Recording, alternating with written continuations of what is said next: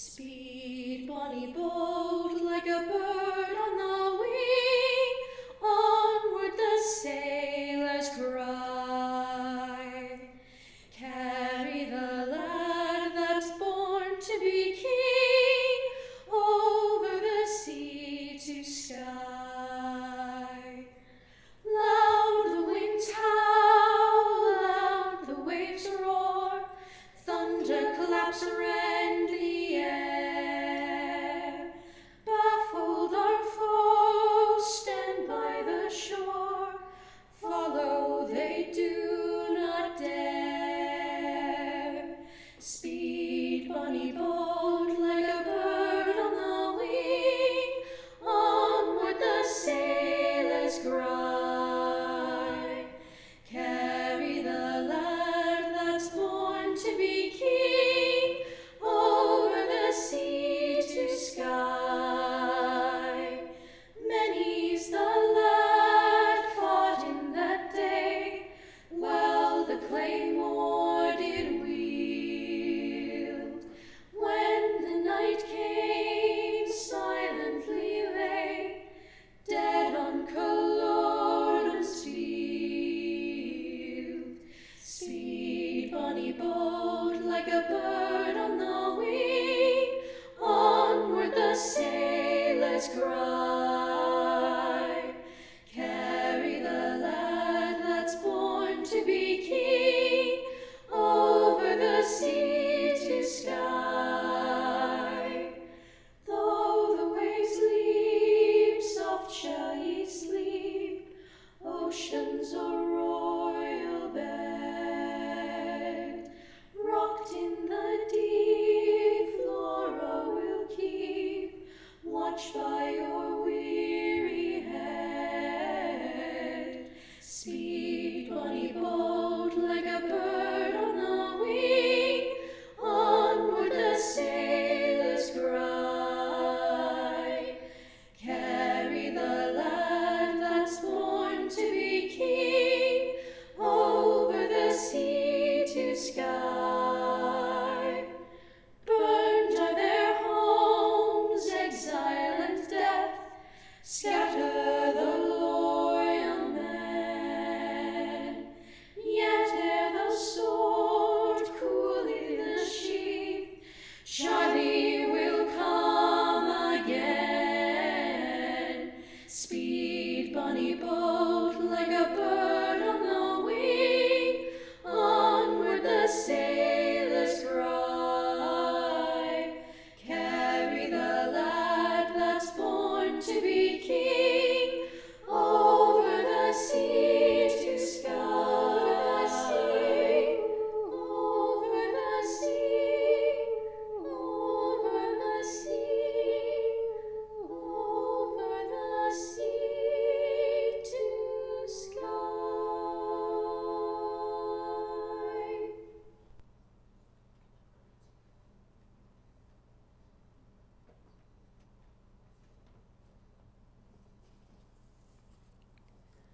Psalm 23, a psalm of David.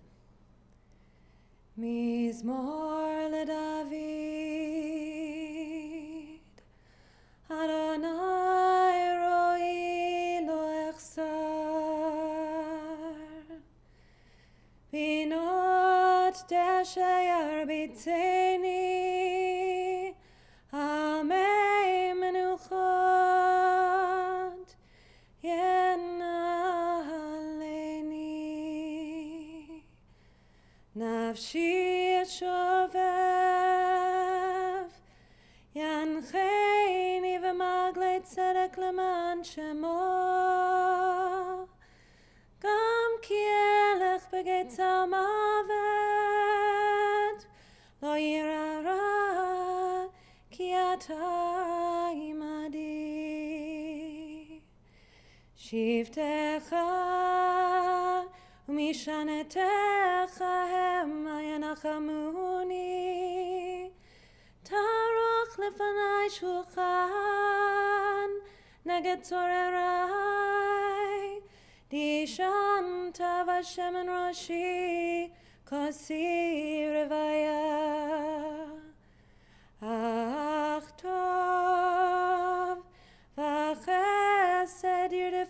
כל ימי חיי, ושבתי בבית אדוני לאורך ימים.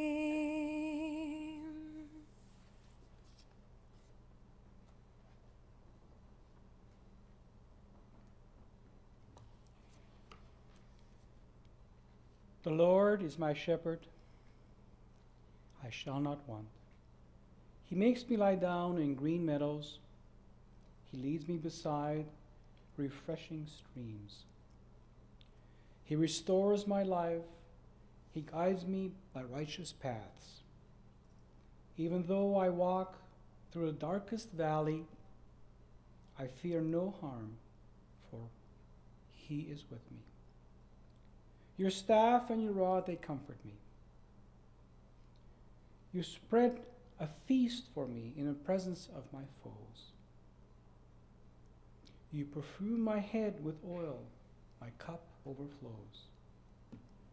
Only goodness and kindness shall follow me all the rest of my life, and I shall dwell in the house of the Lord forever.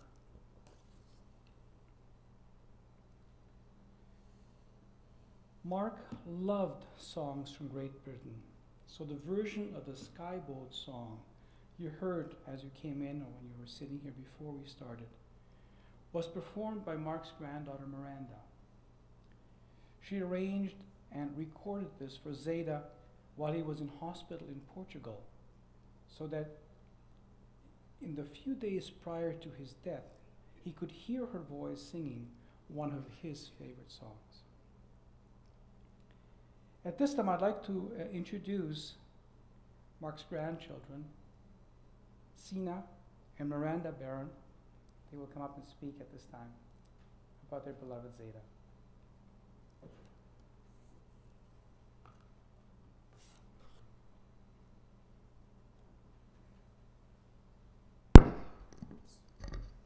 That was me, not you.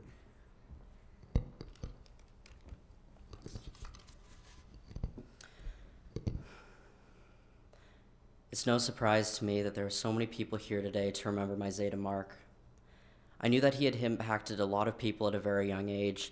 When I went over to Baba's and Zeta's for Shabbat dinner, there was no shortage of Mom, Baba, and Zeta talking about the people they had run into or caught up with recently, or sharing updates on the lives of family and friends. As I got older and I heard about the friendships he maintained, it became clearer. And when his big 90th birthday celebration came around, it was truly incredible to see all the people that he had touched throughout his life.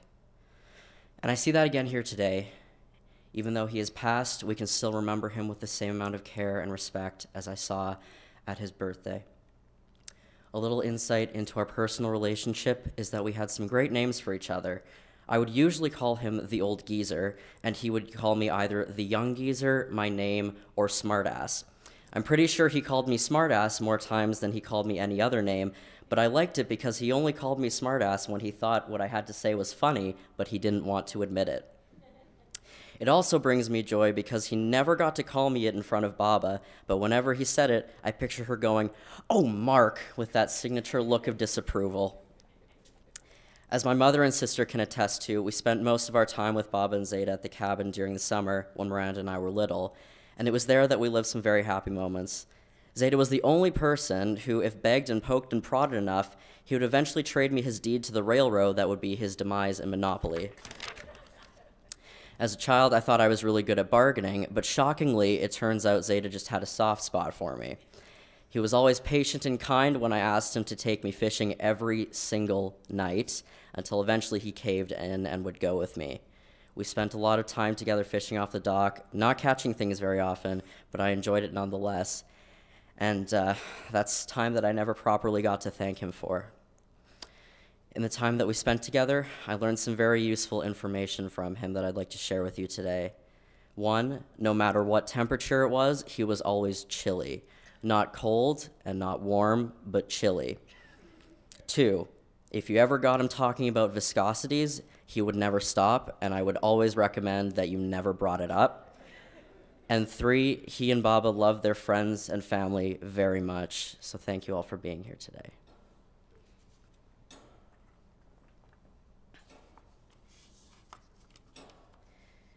It is summer sometime. The sun is set, we've eaten dinner. The cottage is cozy and warm thanks to a lovely fire and 2 energetic grandkids running around. Some of us are playing a card game, some thumbing through an old book of cartoons. Zeta enters carrying a bowl of fruit.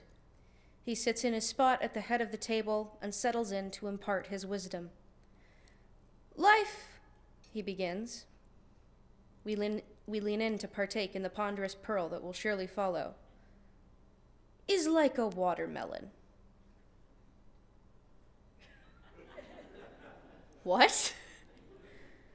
There is confused silence, and then laughter, because no one, least of all Zeta, had even the vaguest idea of where that thought could possibly have been going. We still don't. But the cottage was made all the cozier that night from the uproarious guffaws that followed. This, for me, was a quintessential Zeta moment. It was a Mark moment for some, a dad moment for my mom and her sisters, but for my brother and I, it was a Zeta moment. We are the only 2 who can boast this experience, and to know that the experience has come to an end is a lot. That's the way of things, and in fairness, he lasted longer than even he expected. He didn't think he'd see me graduate high school, and in actuality, he not only saw me do so, but also my brother. He saw me act in my first professional show. He saw my brother enter a training program to become an auto mechanic. Guess which one was the greatest source of delight for the engineer? But still, it is hard to go about your day knowing he isn't. Hard to go about your day and remember what he used to say when you played Machiavelli with him. Be waiting for a bus and recall him teaching you how to use an egg beater. Come across an ad for Canadian Tire and feel a pang in your chest. Go to Tim Hortons, purchase a drink, and then turn your head skyward and apologize for buying a cup of subpar coffee. For 2 decades of my life, and much longer for many here, he was a constant in a world full of variables. He was largely responsible for the education my brother and I received, and while school may not have been our favorite thing, it is unquestionable we came out educationally armed better than some our age. Education was a top priority for him, sometimes to a fault, and I cannot argue how his generosity benefited both my brother and I, how it has in the past and continues to do so. While I may not be an engineer myself, I may not attend Queen's University, and I may not have hitchhiked around Europe, I can confidently say that Zeta, at the very least, your pancake legacy is safe with me. Zeta's pancakes are second to none, and since I could stand, he was coaching me through making them and instilling within me the assurance that the recipe was a secret on par with the Manhattan Project. I was the only 5-year-old in my kindergarten class who not only knew what baking soda did, but that its scientific name was sodium bicarbonate. I was also an expert in checking the viscosity of a liquid, from measuring the thickness of the pancake batter so often. I'm sure I earned a double take or 2 from one of my teachers, courtesy of Zeta. He weaned me off the egg beater when I was older, because egg beaters were for amateurs. And by the time I was making them without his help, he would toddle into the kitchen, observe the griddle, and be sure to remind me that I had to wait until 22, exactly 22 bubbles, appeared on any given pancake before flipping them. Or was it 16? Maybe it was 23. It suspiciously seemed to depend on the day. More classic Zeta humor. Between this and his epic tales at Shabbat dinner, Cinna and I caught on early to his wily ways, especially concerning numbers and food. Shabbat dinners at the old house on Oxford were often chicken-laden, as when it was discovered Cinna and I loved chicken legs, that was naturally on the menu all the time. Zeta would look at us and tell us a tale of how he'd not only caught the chicken himself, but that it was extra hard to catch, because it had 12 legs. Or was it 15? Maybe it was 9. We'd chide him and he would let out that signature Zeta giggle. Please take a moment, as I did, to picture my 70-something-year-old Zeta chasing a 15-legged chicken around a farm. Golden. To the end, he maintained what my mother perfectly describes as his impish sense of humor. As much as he might bemoan his difficulty in remembering words or people, as we all do, the second anything math, paint, or Jew-related came up in conversation, he was the first to contribute something highly intellectual. At 90-plus years, his brain must have been a second library of Alexandria. Among that knowledge was a keen architectural inclination. He spent years examining interior and exterior designs to build the perfect cottage, complete with a guest bunk bedroom for grandchildren and the option to observe nature without ever actually having to be in it. His apartment was always a comfort, but the cottage was paradise. The memories he paved the way for us to make are priceless. Learning to fish, a sweet little 15-horsepower boat, pancakes for breakfast, rainbows coming through the prisms installed high above the front entrance. Magic I could hold in the palm of my hand. My Zeta is gone now. That is a hard thing to say. It is a hard thing to say, and to know, and to accept. When I still see him everywhere, how can I say he's gone? But that's the way it is, and if anyone can be practical about that, it's probably him. As hard as it is to say and to know and accept for me, he was batting 100. Something as simple as knowing he was in a place he loved and surrounded by his 3 daughters takes some of the weight of this ever-changing world off our aching backs. Zeta, you never got to hear me speak of you like this. At your bedside, all I could say was thank you. I sang to you, one of those old folk songs you loved. You've seen me act and cook and get a good mark in math. So I hope actions speak louder than words, because as much as I want it to, I doubt thank you sums up all you did for me. So now, before everyone who held you dear, I speak, to honor you in both actions and words. Words I learned because you opened those doors. Words like, life is like a watermelon. Because it's big? Because it's best in the summer? Because it's sweet? Or is there a more metaphysical sort of meaning where, like with this gem of a quote, life is what you make of it? Are you laughing because I'm putting too much thought into this? Giggling that great Zeta giggle? Maybe it's not that funny. No funnier than a chicken with 15 legs you caught just for us.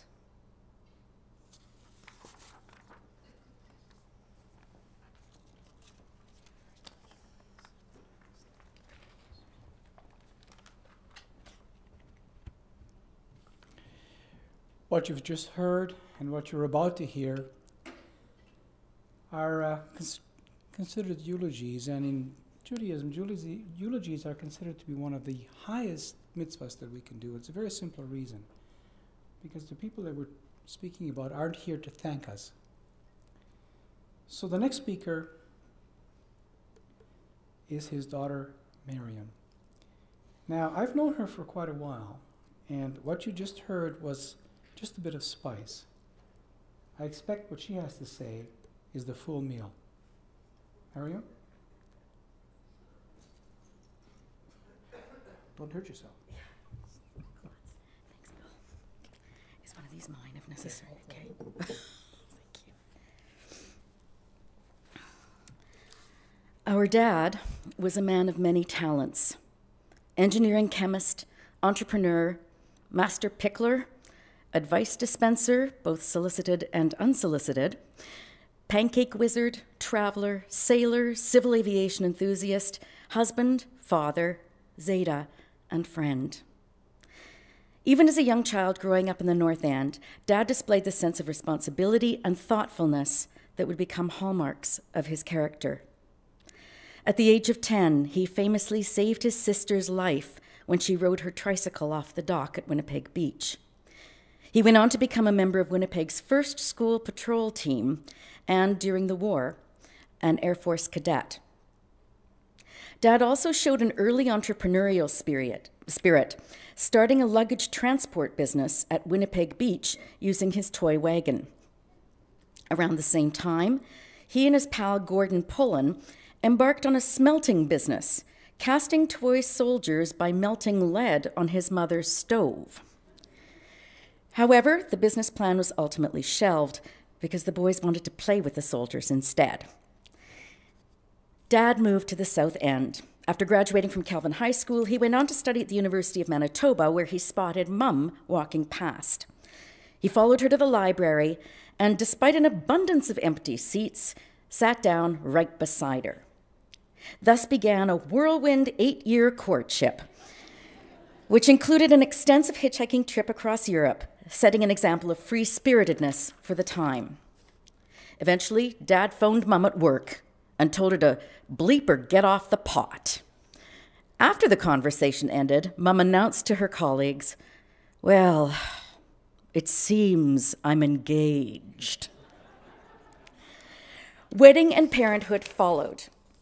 Dad was a very unusual father for the time. Unlike almost all his contemporaries, he was an active, participating father and very progressive as a husband. He changed our diapers, darned his own socks, supported Mum's career, and was proud of her for it. He set a remarkable example to us of confident masculinity that had very few peers among his contemporaries. If anything, he encouraged us to take interest in non-traditional activities such as handyman skills. When Tamara wanted to play soccer in elementary school and girls were not allowed to do so, Dad supported her in her battle with the principal. Nor was her early and emphatic preference for cowboy outfits over dresses and toy soldiers over Barbie dolls treated with suspicion or censure. And we certainly never got the kind of sexist advice that was rampant in the 50s and 60s, such as not to appear too smart or we would not get dates. While they expected us to do our best, our parents never pressured us over marks. Our reading material was never censored. They used their limited discretional money to take us on life-changing trips and provided us with music lessons and other forms of enrichment. Our mantra as children was "Daddy Fix." That's who Dad was to us for 6 decades. The guy who could fix anything, from rocking chairs to bureaucratic log jams to wine choices. One weekend, the kids and I were at the lake, and Dad was in Toronto for a schneer picnic. The kids were fishing off the dock, and much to my horror, they actually caught something. I was now faced with a daunting task of gutting and filleting the fish. Of course, I called Dad in Toronto for instructions.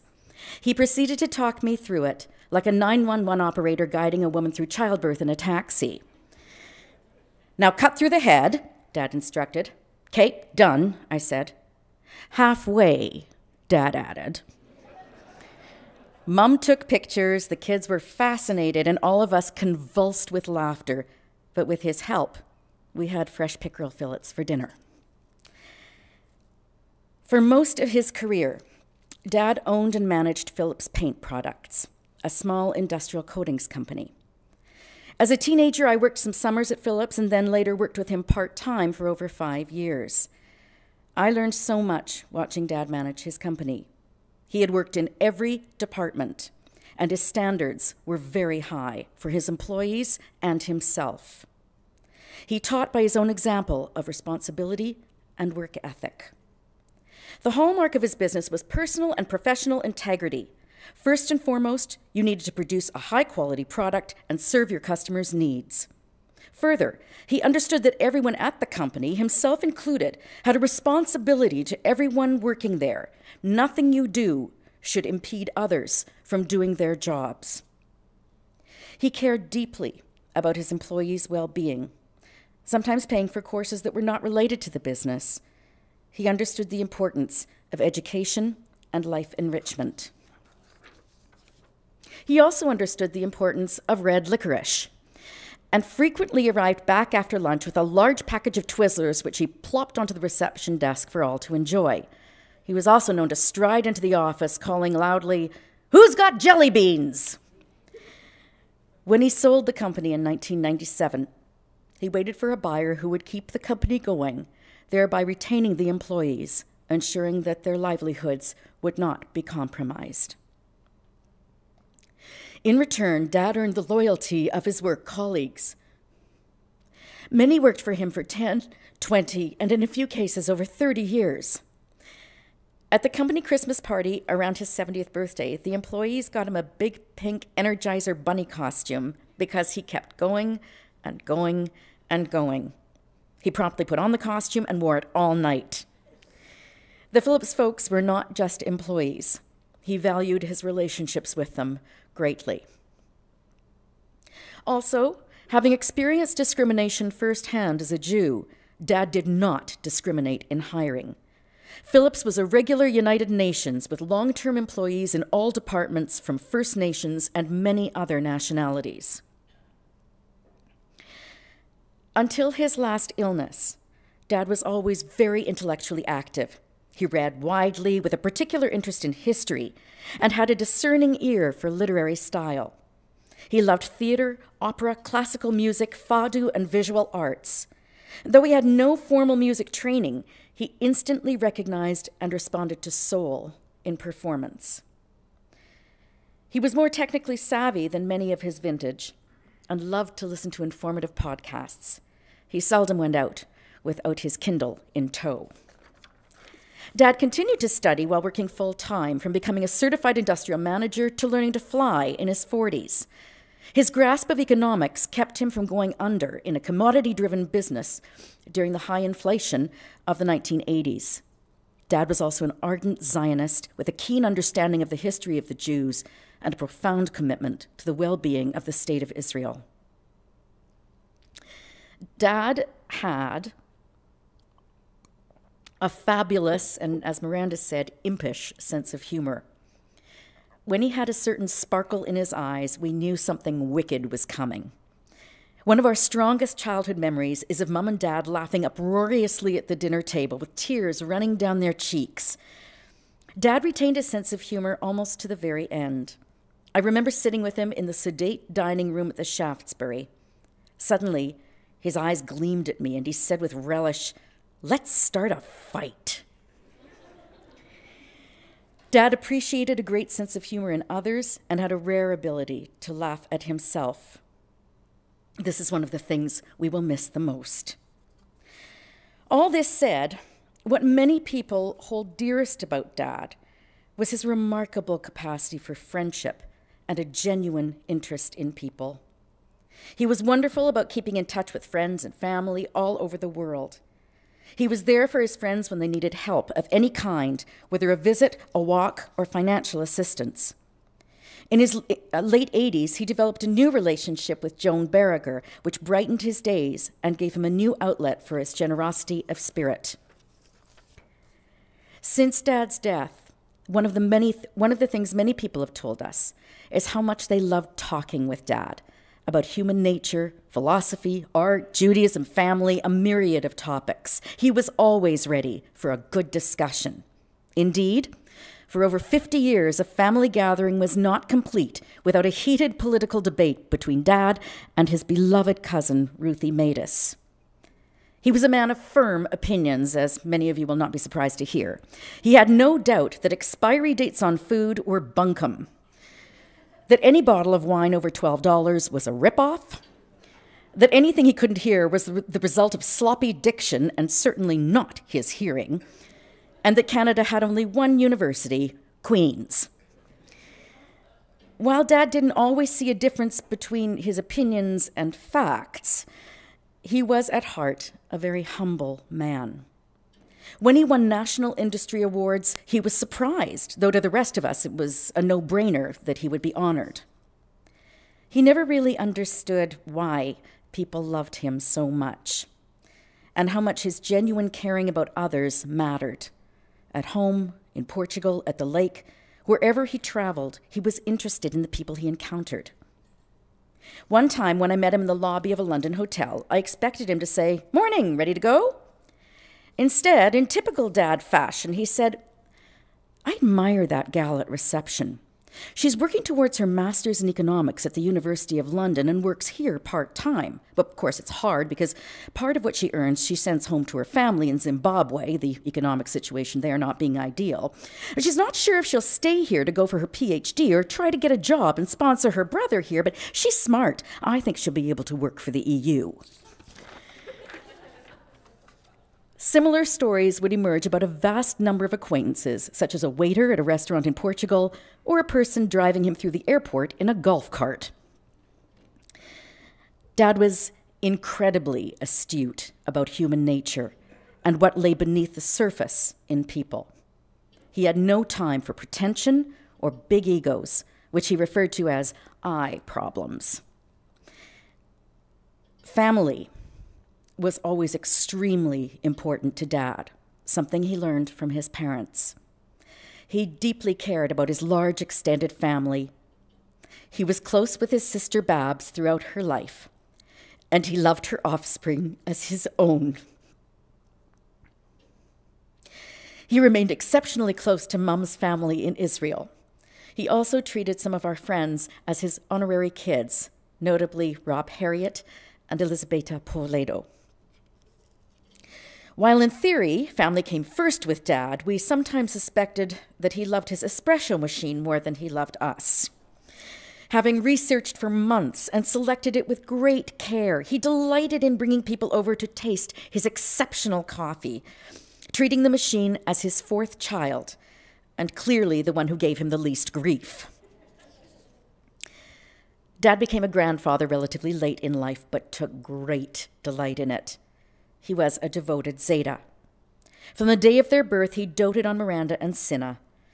Whenever they visited him, he had a project going for them. Gardening, putting together IKEA furniture, teaching them to fish, taking them skating when he was in his mid-70s, and of course, teaching them how to make his famous pancakes.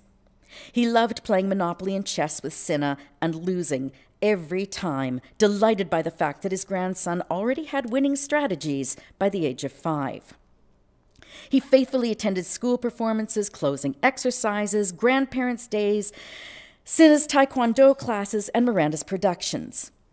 He was infinitely fascinated by and very accepting of their uniqueness, and they were a true delight in his retirement years. Dad often commented on how lucky he was to have married Mum. Her death was a terrible loss. They had been together for over 60 years, and Dad often said that family, travel, his love of the arts, everything important in his life came from her.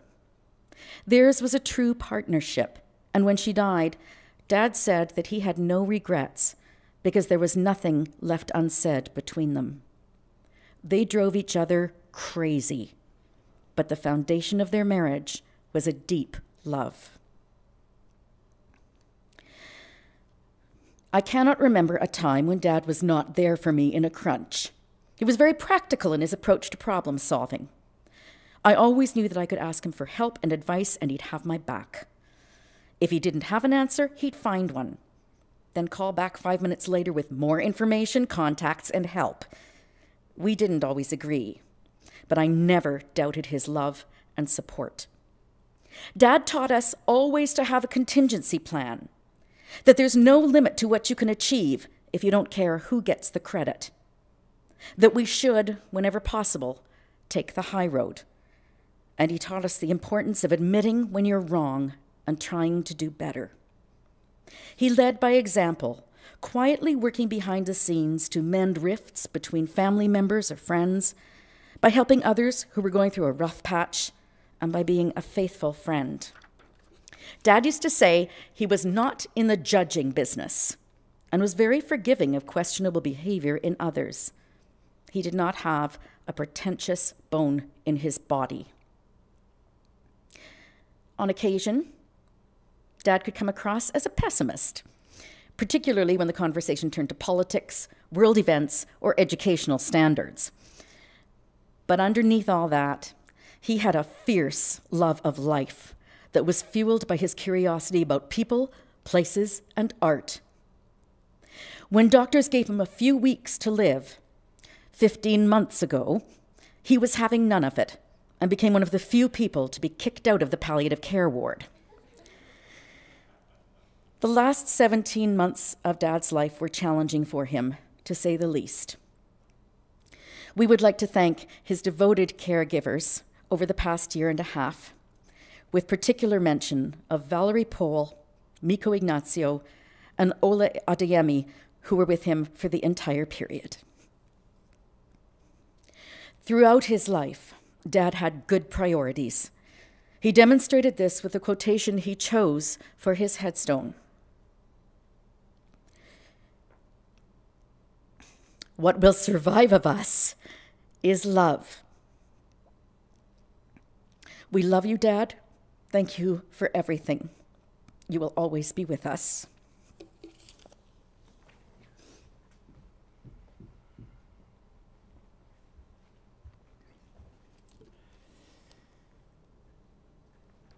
The family has asked me to read a letter from the Buckner family, their Israeli relatives. We want to tell you about Mark. Mark, who was an officer and a gentleman. Mark, who could say in passion exactly what he thought and what was important to him with extraordinary sensitivity and a broad heart until the very end. Our Mark. He raised a wonderful family, 3 daughters and 2 grandchildren. All of them unique people, rare to find. And all of you who are here are close to us. During our difficult days in Toronto, Sandra and Tamara did not leave us for a moment, and Mark and Sida even came to be with us for a few hours at the airport on our way back to Israel. Family is not something you choose, but we chose. That was clear. We received a warm, loving family. You can feel the closest even when you are on the other side of the world, and we did. That's what family is all about. We will never forget the great love Mark and Sida and the example they gave to the generation that followed. They have left us a legacy of love and striving for peace, of importance of good relationships and love for others, of being generous people. Thank God that now they meet at last on a beach of longing, somewhere between Portugal and Canada. We are sure they will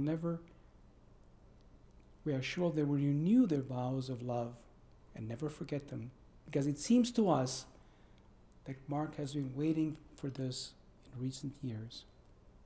We love you very much, the Buckners. Now, I can't go on without a couple of personal comments. I knew him for a long time. When I started here 20 years ago, I met him once, and I walked away wondering, that's an interesting gentleman. I was privileged to be on the board for a number of years, and Mark had a very interesting habit at board meetings. He would examine and out loud quite often point out, line by line, some of the financial things that he wanted to know about. Our executive directors kind of wondered, where did this guy come from? In one meeting, I was sitting behind a board member when Mark got up to speak, and I heard him say, here's our friendly curmudgeon. He was exactly that. But with all the things you've heard, there's one comment that has remained with me and will remain with me because it puts a smile on my face as it does for you when I see people talking about him, and that's this. A number of years ago, he happened to be standing at our front desk speaking to our receptionist about his and his wife's love for going to Portugal. And it was wonderful to listen to him, but I was really wondering, why Portugal? I mean, we have Winnipeg South, Palm Springs. We have Florida. We have other places. Why is it Portugal? So I waited for a break in the conversation. I turned to him and I said, why Portugal? And as you heard described, a little spark came to his eyes, that little smile came up, and he looked at me and he said, Bill, Portugal is a country that functions on sloth. His wife looked up and says, dear, what are you talking about? They don't do things quickly. That's what I mean. I have never forgotten that. To him, to be in a place where you could just relax because everybody else was relaxing, describes him to me to a T. Now, as per Mark's wishes, we will now hear a beautiful song called Beim Schlafengehen. It's the third of Strauss's 4 last songs, set to this poem by Hermann Hesse. In English, the poem is as follows. Now that the day has wearied me, shall my spirit's longing be enfolded by the starry, welcoming light, like a tired child. Hands, leave all you're doing. Brow, forget all your thoughts. All my senses are ready now to sink into slumber.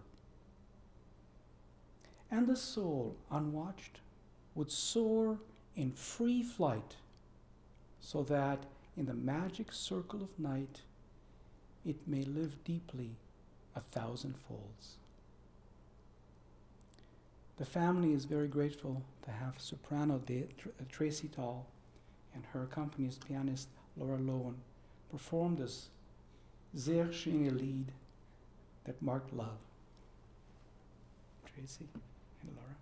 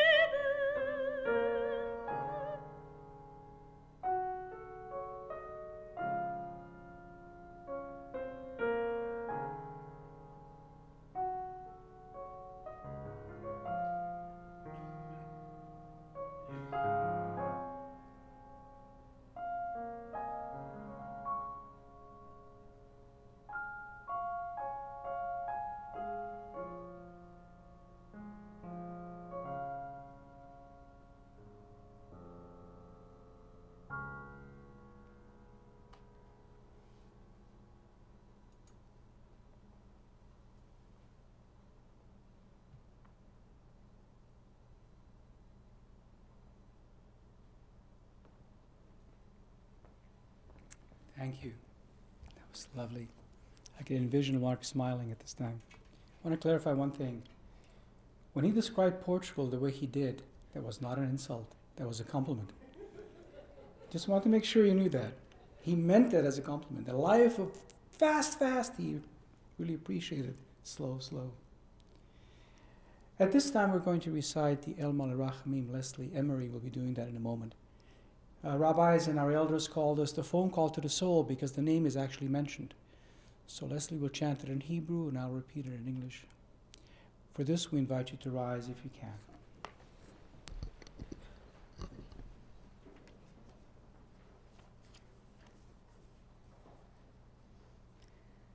El Malirachamim shochen bamromim hametzeh menucha nechona tachat kanfei Ashchina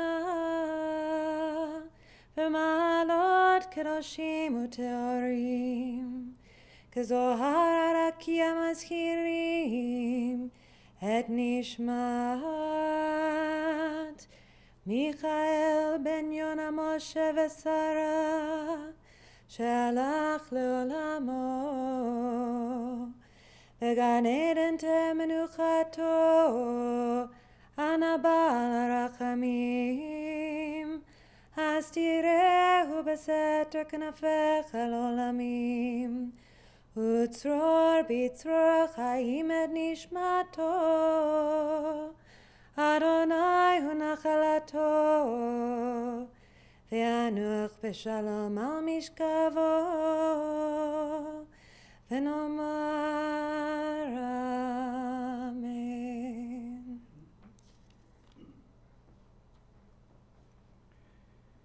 Exalted, compassionate God, grant infinite rest in your sheltering presence among the holy and the pure to the soul of Mark Bernstein, the son of Michael, the son of Yonah, Moshe, and Sarah, who has gone to his eternal home. Merciful One, we ask that our loved one find perfect peace in your eternal embrace. May his soul be bound up in the bond of life. May he rest in peace. And let us all say, Amen. You may be seated.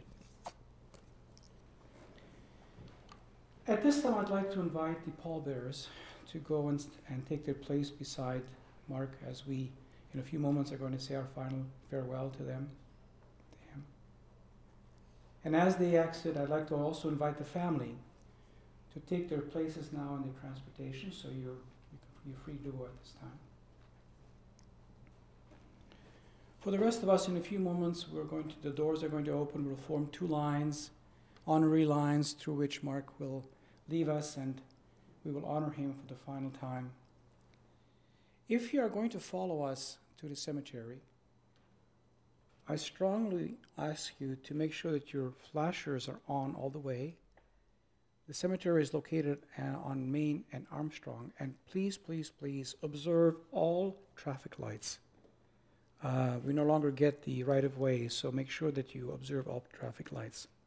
For those who either can't or choose not to go, everyone is invited back here. Roughly, we'll be back around 3 o'clock for a gathering and a meal honoring Mark. And at this particular point, I'd like a favor of those of you who are going to be back and those of you who are staying. When the family comes back here, really it is our duty to make sure that they have something to eat when they get back. So make sure that they're seated at the reserved table. Bring them a cup of coffee or something else that they wish to take, and then pass on your condolences. I've seen people standing there for quite a long time, people wanting to give all their condolences, and they could be parched. So let's look after them first, and of course, have a meal as well, and pass on your condolences during the meal. Shiva. The family will be observing Shiva at 1658 Mathers Bay, tonight from 7 to 9 p.m., Tuesday and Wednesday from 2 to 4 p.m., and 7 to 9 p.m. The family will be davening, will be praying here in the evening at 6 o'clock in the chapel next door. So if you wish to join them here for an evening service, you're more than welcome to do that as well. I'd like to thank everyone for coming today and honoring his memory and sharing the smiles that you all did. I don't think anyone here can ever think of him without putting a smile on their face. And whatever he said and whatever he did, you know he did it with conviction, respect, and love. And that's the way I wish we all remember him. And if we can aspire to be like that, wouldn't that be wonderful? So I see the family is just about ready to leave. So in a moment, I'll ask you to form 2 lines, and then we will say our final farewell. Thank you again very much.